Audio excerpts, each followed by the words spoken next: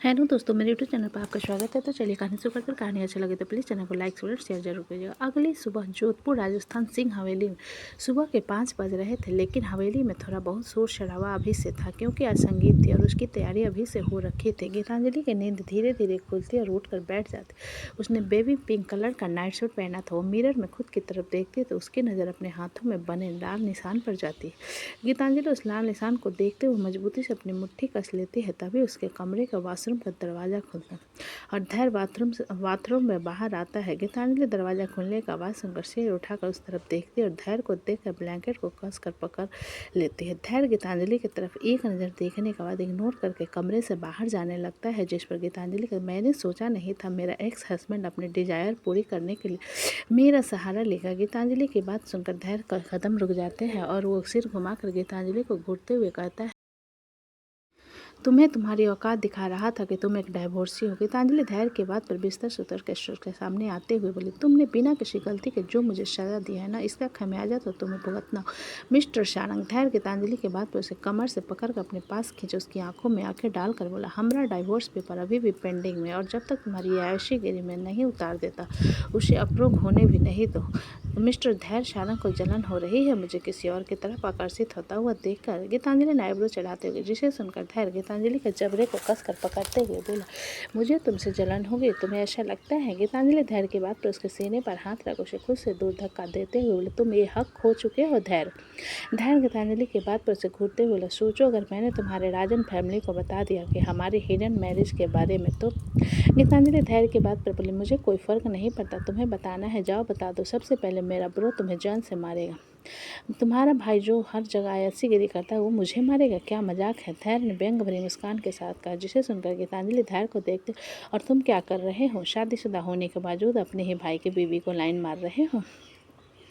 मुझे चलो सुना रही हो, और तुम क्या कर रही हो, शादीशुदा होने के बावजूद भी मेरे चचेरे भाई को लाइन मार रही हो, तुम्हें शर्म नहीं आती। धैर्य ने गीतांजलि पर बरसते, जिस पर गीतांजलि अपना मुंह फेरते हुए, हर लड़की को मूव ऑन करने का हक होता है और मेरा भी कुछ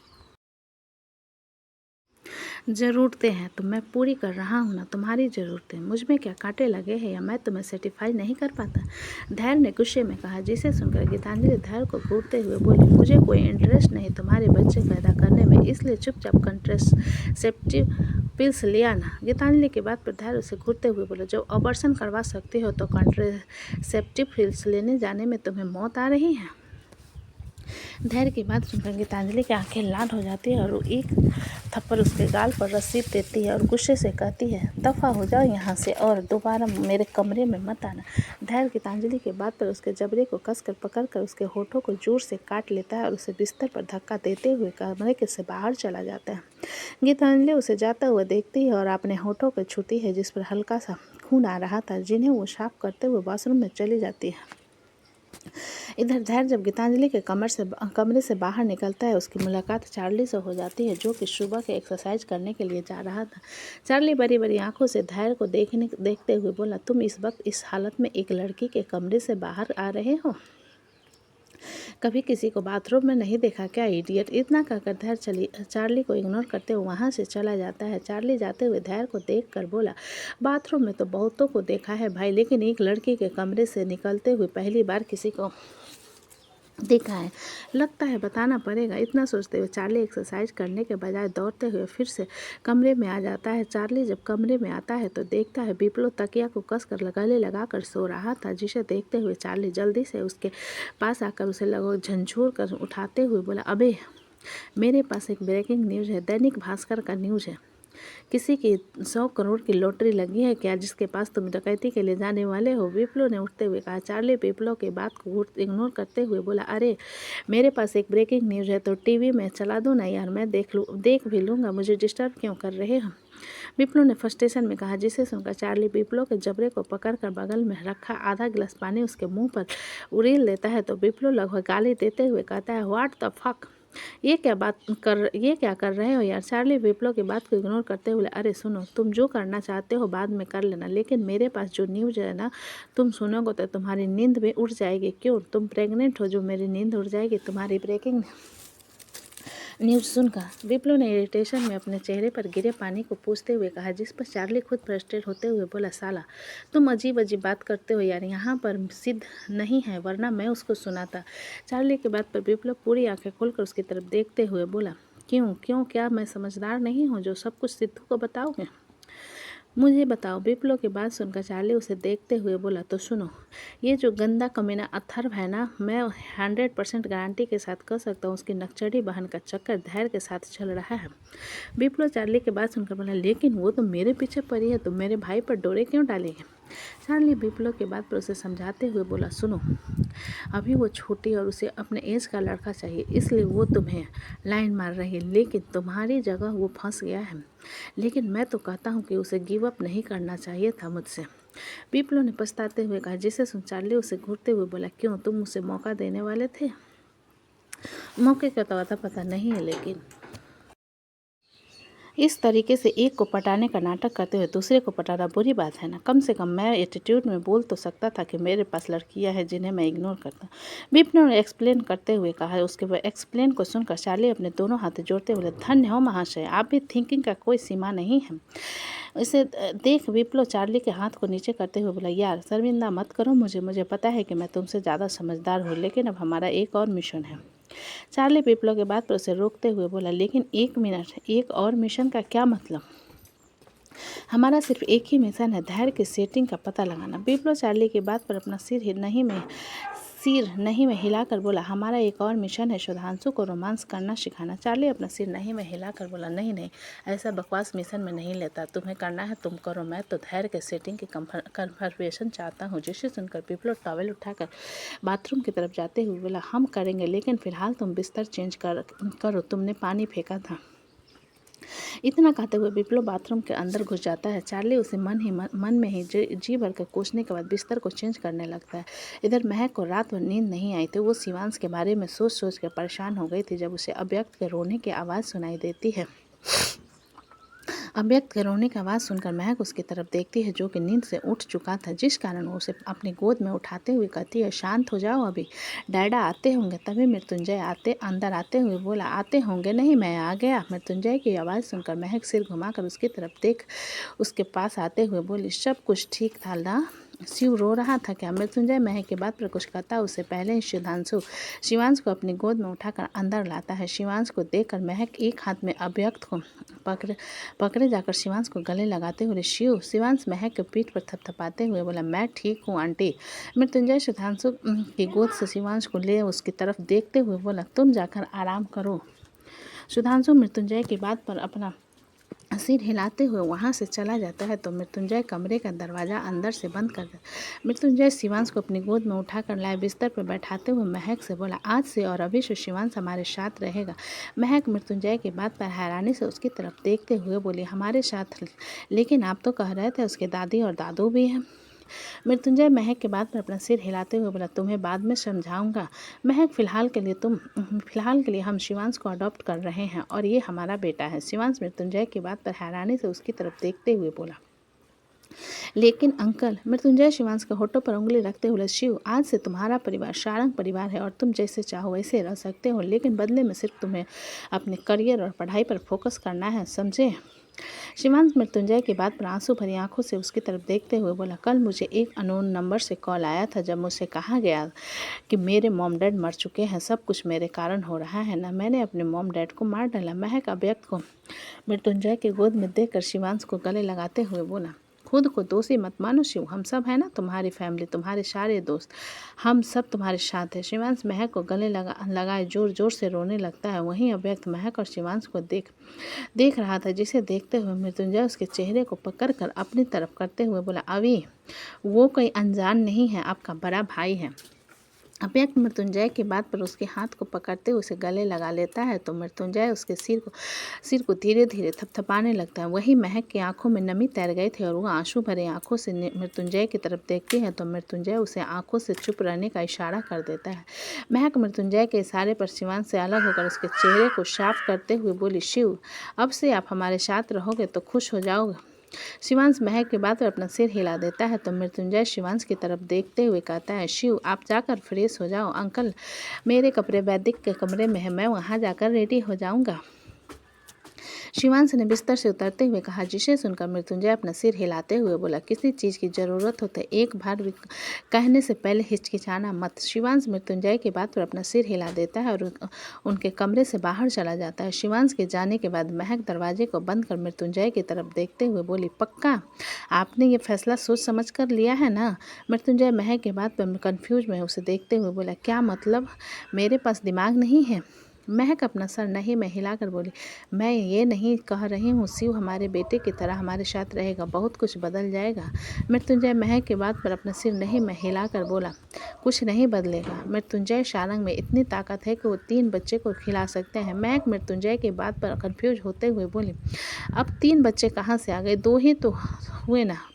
मृत्युंजय तिरछी मुस्कान के साथ महक को देखते हुए बोला, वैसे तुम काफ़ी सुंदर लग रही हो। महक निराशा से अपनी गर्दन नहीं में हिलाकर बोले, आपसे कुछ कहना ही बेकार है, ठड़की आदमी। मृत्युंजय महक की बात पर उसके गल को खींचते हुए बोला, रात को ठीक से सो नहीं पाए ना, आदत हो गई है मेरी बाहों के। जिसे सुनकर महक मृत्युंजय के सीने से लगा, तो सही कहा, मुझे आदत हो गई आपकी बाहों की। अव्यक्त उन दोनों की तरफ देखते हुए मृत्युंजय के चेहरे को अपनी तरफ करके बोला, डैडा है डैडा। मृत्युंजय अव्यक्त की बात पर अपना सिर हिलाते हुए बोला, मेरे प्यारे टेप रिकॉर्डर, कुछ नए शब्द सीखो वरना तुम्हारा नाम मैं टेप रिकॉर्डर रख दूंगा। अव्यक्त मृत्युंजय के बात पर मुंह बनाते हुए बोला, डैडा डैडा। अव्यक्त की बात पर मृत्युंजय निराशा से अपनी गर्दन हिलाते हुए महक की तरफ देख कर बोला, तो कल मज़े किए? महक अपना सिर नहीं में हिलाकर बोला, आप नहीं थे ना, इसलिए कुछ करने का मन नहीं किया। चलो आज आ गया ना, साथ में संगीत एंजॉय करेंगे माई डियर हुट्टी बीबी। मृत्युंजय ने महक को छेड़ते हुए कहा, जिसे सुनकर महक गहरी सांस भरते हुए, आप अभी को संभालो, मैं फ्रेश होकर आती हूँ। महक के बाद मृत्युंजय अपना सिर हिला देता है और महक बाथरूम की तरफ चली जाती है। मृत्युंजय जाती हुई महक को देखने के बाद कुछ सोचने लगता है और अव्यक्त को लेकर बिस्तर पर लेट जाता है और सोचते सोचते ही उसे कब नींद आ जाती है पता ही नहीं चलता। कुछ देर बाद महक बाथरूम से नहाकर बाहर आती है तो देखती है मृत्युंजय सो चुका था और अव्यक्त उसके हाथ के नीचे दबा उसके हाथ को मार रहा था, लेकिन मृत्युंजय काफ़ी गहरी नींद में था। महक उन दोनों की तरफ देखकर मुस्कुराते हुए जाकर अव्यक्त को उसकी पकड़ से छुड़ा लेती है और अव्यक्त को अपनी गोद में लेते हुए कहती है, और ताकत से मारना था। महक के बात पर अव्यक्त उसकी तरफ देखते हुए बोला, डैडा डैडा। महक अव्यक्त के बात पर गहरी सांस भरते हुए बोली, तुम सच में किसी मिट्ठू से कम नहीं हो, मेरे प्यारे मृत्युंजय के मिट्ठू। ये कहते हुए महक मुस्कुराकर अव्यक्त को लेकर वॉशरूम की तरफ चली जाती है। नीचे गार्डन में संगीत की तैयारी हो चुकी थी। हर तरफ बैगनी सफ़ेद रंग के फ्लावर से डेकोरेट किया गया था और बड़े ही खूबसूरत तरीके से वहाँ पर संगीत लिखा हुआ था। विप्लव वहाँ पर रसगुल्ला खाते हुए बैठा इधर उधर देख रहा था। जब अदिति जाकर उसके हाथ से लेते हुए बोली, मुझे भी दो। विप्लव अदिति के बाद अपना सिर नहीं में हिलाते हुए बोला, क्यों, तुम्हें पता नहीं है क्या, तुम्हें मीठा खाना मना है? विप्लव के बाद पर अदिति छोटा सा मुंह बनाते हुए बोले, अरे एक खाने से कुछ नहीं होता, दे दो प्लीज़। विप्लव अपना सिर नहीं में हिलाते हुए बोला, मैं नहीं दूंगा। तभी वहाँ पर रिया आ जाती है। रिया एक नज़र विप्लव को देखने के बाद उसे इग्नोर करते हुए जाकर दूसरी कुर्सी पर बैठ जाती है तो विप्लव भी उसे इग्नोर कर देता है। अदिति उन दोनों की तरफ देखते हुए विप्लव से बोली, तुम दोनों के बीच में झगड़ा हुआ है क्या? विप्लव अदिति की बात पर बोला, बेस्ट फ्रेंड के बीच में जब गर्लफ्रेंड या बॉयफ्रेंड आ जाता है ना, तब ऐसे ही झगड़े होते हैं। विप्लव की बात पर रिया उसे घूरते हुए, एक्सक्यूज़ मी, जरा सोच समझ कर बोला कर। विप्लव रिया की बात पर उसे घूरते हुए बोला, मैं बिल्कुल सोच समझ कर बातें करता हूँ। रिया विप्लव की बात पर उसे इग्नोर कर देती है। तभी शमशेर जी विप्लव के पास आकर उसे एक एनवेलप देते हुए कहते हैं, जे पोस्टमैन देकर गया से। विप्लव ठीक से बैठते हुए शमशेर जी की बात पर बोला, आपको तो पढ़ना लिखना आता है ना, तो आप मुझे क्यों दे रहे हो? शमशेर जी विप्लव की बात पर आंखें चढ़ाते हुए बोले, क्यों थारे को ना आवे है पढ़ना? विप्लव शमशेर जी की बात पर अपने दांत पीसते हुए दिखाते हुए, अब ये तो लिखावट पर डिपेंड करता है कि मुझे कितना पढ़ना आता है। शमशेर जी विप्लव के दांत को इग्नोर कर उसके हाथ में एनवेलप रखते हुए बोले, जे थारे लिए आया सब। विप्लव हैरानी से एनवेलप को देखते हुए, लेकिन मैं तो सिर्फ यहाँ कुछ दिनों के लिए आया हूँ, मुझे कोई कहाँ से एनवेलप देगा। ये सोचते हुए विप्लव उसे एनवेलप के पेपर को खोलता और उसके अंदर एक और एनवेलप था जिसमें एक लोगो लगा था। उसे लोगो को देखकर विप्लव की आंखों में चमक आ जाती है। शमशेर जी विप्लव की आंखों के चमक को देखते हुए बोला, के बात छे छोरा। विप्लव रसगुल्ला का बोल अदिति के मुंह हाथ में देकर रिया के सामने आकर बोला, मोटी मोटी सोच मुझे क्या मिला। रिया विप्लव के स्माइल को इग्नोर करते हुए बोली, मुझे क्या पता, तू जान। विप्लव रिया के चेहरे को पकड़कर अपने सामने रखते हुए बोला, देख मैं बहुत खुश हूँ, मेरा दिमाग मत खराब कर वरना मार दूंगा। रिया विप्लव के धमकी पर उसके हाथ को झटकते हुए, मुझे तो बात ही नहीं करनी, तू आकर चिपक रहा है, हर बार ऐसा ही करता है। विप्लव अपने दोनों कान को पकड़कर बोला, अच्छा माफ़ कर दे, आइंदा से नहीं चिल्लाऊंगा। जिसे देखकर रिया जल्दी से उसके हाथ से एनवेलप छीनते हुए बोली, तो दिखा ना तुझे क्या मिला है। इतना कहते हुए रिया एनवेलप को खोलकर पढ़ने लगती। उसमें एक ऑफर था। पूरे एनवेलप को पढ़ने के बाद रिया उसे फेंकते हुए, तू उसके लिए खुश हो रहा है। विप्लव उस कागज़ के नीचे गिरने से पहले उसे उठाते हुए रिया को घूर कर बोला, तुझे पता है मैंने इसके लिए कितनी मेहनत की और तू इसे फेंक रही हो। तू फेंकने की बात करता है, मैं तो इसे फाड़ने वाली हूँ, तू नहीं जाएगा शिवल। रिया ने विप्लव के हाथ से कागज़ छीनने की कोशिश करते हुए, जिसे सुनकर विप्लव अपना हाथ ऊपर करते हुए बोला, देख मोटी, मैं तुझे पीट दूंगा। रिया विप्लव के शर्ट को पकड़कर खींचते हुए, देख चुपचाप मुझे वो पेपर वापस कर, तू नहीं जा रहा, मतलब नहीं जा रहा। विप्लव खुद को छुड़ाने की कोशिश करते हुए जोर से बोला, अनमोल भाई देखो आपकी बंदी पागल हो गई है। अनमोल जो कि वहीं पर आ रहा था, उन दोनों को झगड़े को देखते हुए जाकर रिया को कमर से पकड़कर उठाते हुए बोला, व्हाट हैपेंड। रिया अपने आप को अनमोल के पकड़ से छुड़ाते हुए विप्लव के हाथ में पकड़े एनवलप की तरफ इशारा करते हुए बोली, पहले उस कंगारू के हाथ से वो पेपर लो। अनमोल रिया के बात पर विप्लव की तरफ देखते हुए बोला, कौन सा पेपर है, दिखाओ मुझे। अनमोल के हाथ में पेपर को देते हुए बोला, आई मेक श्योर कि आप इसे फाड़ोगे नहीं। अनमोल विप्लव की बात पर उसके हाथ से पेपर ले लेता है और रिया को नीचे उतार कर उसे घूरते हुए कहता है, चुपचाप बैठे रहो। रिया अनमोल की बात पर चुपचाप कुर्सी पर बैठ जाती है और अनमोल को घूरने लगती है। वहीं अनमोल कुछ देर पूरे पेपर को पढ़ने के बाद विप्लव की तरफ देखते हुए बोला, the Seoul institute of arts के गेम डिजाइनिंग कोर्स में तुम्हारा एडमिशन हो गया है। विप्लव अनमोल के बात पर अपना सिर हिलाते हुए बोला, हाँ और मैं वहाँ जाना चाहता हूँ। अनमोल विप्लव के बात पर पेपर उसे देते हुए बोला, तुम्हारी मर्जी, लेकिन सोच लेना, यहाँ पढ़ने में तुम्हें मौत आती है, वहाँ पर क्या करोगे। ऑफ कोर्स यहाँ पर पढ़ता हूँ, वैसे वहाँ पर भी पढ़ूंगा, बल्कि ज़्यादा मेहनत करूँगा, लेकिन मुझे जाना है। विप्लव ने अनमोल की बात पर कहा, जिसे सुनकर अनमोल विप्लव को देखते हुए बोला, इसमें मैं कुछ नहीं कर सकता क्योंकि मुझे गेम में रद्दी पर भी इंटरेस्ट नहीं है। जाकर अपने फैमिली वाले से पूछो किस बारे में चर्चा चल रही है। इंटरेस्ट से रचना की आवाज़ आती है। रचना की आवाज़ सुनते ही विप्लव सिर घुमाकर उसकी तरफ देखता और दौड़ते हुए जाकर उसके ऊपर लिपटते हुए कहते हैं, mom I miss you so much. Pitambar Viplav की हरकत पर उसकी तरफ देखते हुए बोले, क्या बात है, आज डैड के बजाय मॉम को मिस किया जा रहा है। पीताम्बर की नाराज़गी भरी आवाज़ पर विप्लव रचना से दूर होकर उनसे लिपटते हुए बोला, आप तो मेरे बड़ी हो, आपको कैसे इग्नोर कर सकता हूँ। रचना उन दोनों को देखते हुए विप्लव से बोली, पहले तो मुझे ये बताओ किस चीज़ के लिए घर वालों से पूछना पड़ेगा। विप्लव रचना की बात सुनकर छोटा सा मुंह बनाकर, पहले मुझे डैड को कन्विंस करने दो, उसके बाद तो आप कन्विंस हो ही जाओगे। क्या मतलब कि मैं कन्विंस हो जाऊंगी, मैं तुम्हें कहीं भी खुले सांड की तरह घूमने दूँ। पहले बताओ बात क्या है। रचना ने विप्लव को घूरते हुए कहा, जिसे सुनकर विप्लव पीताम्बर की तरफ देखते हुए धीरे से बोला, डैड आपको नहीं लगता मॉम कभी कभी हमसे जलती है। मुझे तो बहुत पहले से पता है, तुम्हें आज पता चला। पीताम्बर ने धीरे से जवाब दिया। उन दोनों को खुसर फुसर करता देख रचना इस पर थोड़ी जोर से बोली, बाप बेटे में कौन सी खिचड़ी पक रही है, कुछ पूछा मैंने।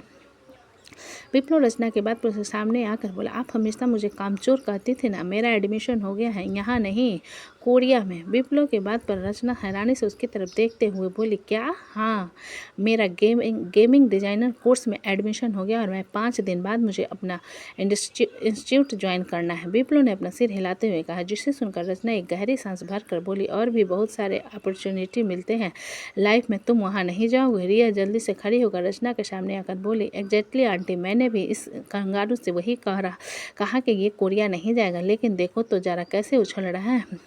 विप्लव उन लोगों की बात सुनकर थोड़ा सा फ्रस्ट्रेट होते हुए बोला, अरे मुझे ये अपॉर्चुनिटी मिली है तो ये बहुत अच्छी बात है ना, आप लोग खुश होने के बजाय मुझे जाने से मना क्यों कर रहे हैं। तो दोस्तों कहानी कैसे लगी मुझे कमेंट में लिखे, अच्छी लगी तो प्लीज़ चैनल को लाइक करें, सब्सक्राइब करें और ज़्यादा से ज़्यादा शेयर करें। कहानी को पूरा सुनने के लिए धन्यवाद।